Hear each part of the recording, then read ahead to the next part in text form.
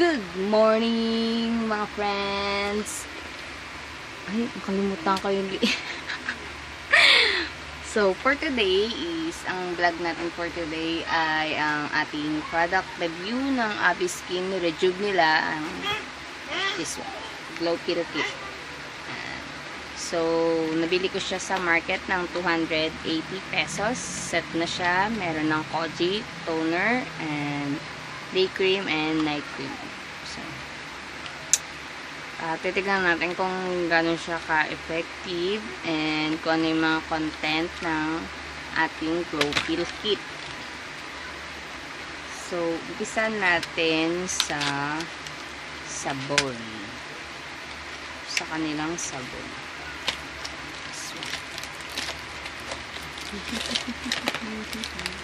Kumain na ba kayo? Kain na tayo.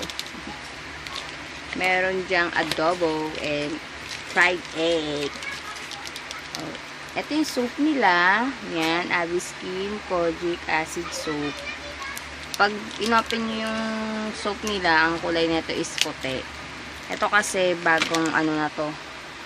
Bagong box. Yung nabuksan ko na luma nandun sa sabunan.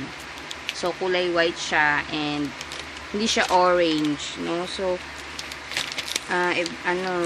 magtataka kayo bakit siya white Kojic. Hindi siya orange, 'di ba? Literal kasi pag sinabing Kojic is orange siya. So, ang next natin ay ang kanilang rejuvenating toner. 60 ml din. Yan. Itong toner nila is kulay light brown siya pag nilagay nyo sa cotton ball. And meron siyang konting sting pero hindi siya ma-update. So, nakagamit na rin pala ako nito mga friend. Mga siguro 1 week na, almost 1 week. Ito yung kanilang day cream. Ay, night cream pala to, sorry. Night cream, yan. So, white lang din yung laman niya and 10 grams. And itong isa ay ang kanilang sunblock day cream. Yan, 10 gram din. So, white din. Medyo mahapdi lang siya ng slight lang naman. Yun, pero hindi siya literal na mahapdi.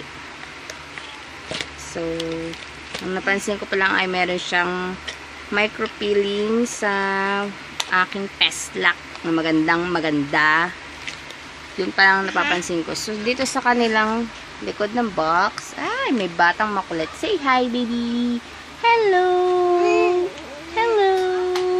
Ay, muntik pa siyang malaglag.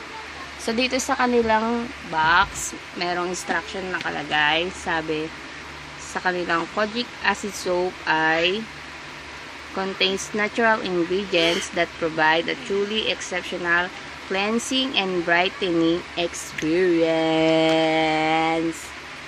So, may pag-asa pang mga pumuti. So, ang kanilang rejuvenating toner ay nagre-rebuild daw ng smoother and brighter face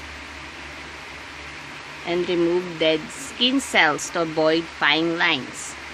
And ang kanilang sunblock cream contains, ensure your skin is safe from the damaging effects of UVA and UVB rays. So, unique antioxidant formula that only suits the skin but also protects it from sun-induced darkening.